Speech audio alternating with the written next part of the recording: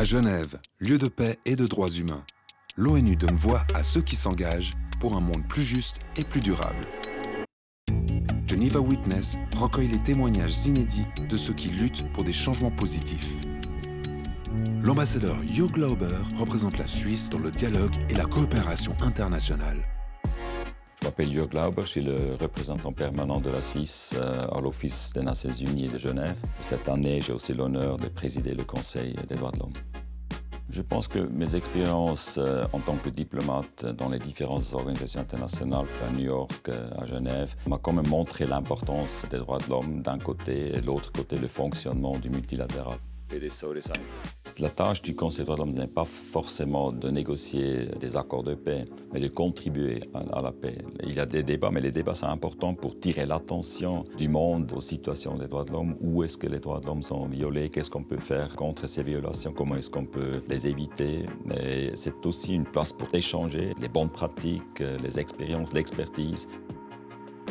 Les préoccupations sont grandes, sont diverses, mais aussi que le Conseil des droits de l'homme est un excellent lieu pour avoir ces discussions.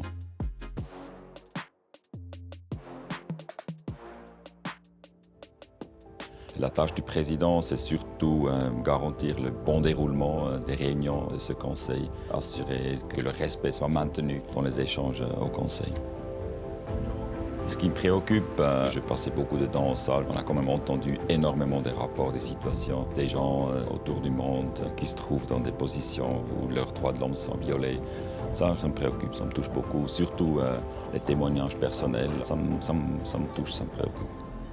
Au début de cette présidence, j'ai dit publiquement que j'aimerais promouvoir deux choses. Réclamer de la place pour la diplomatie, pour s'écouter, discuter vraiment en détail. Et aussi faire de sorte qu'on ait une conversation avec beaucoup de respect en salle et mettre le mandat du Conseil au centre des discussions. Et si on arrive à faire ça, je serai déjà content. J'encourage tous les pays à s'engager parce que dans sa construction, le Conseil est ouvert pour tout le monde. Il y a 47 membres, mais tous les autres États peuvent participer parce que le Conseil est le premier lieu pour discuter, promouvoir, protéger les droits de l'homme. Il y a des tensions, c'est vrai, mais d'autant plus important qu'on arrive à parler avec tout le monde, écouter aussi tout le monde, comprendre les soucis, les préoccupations de tout le monde.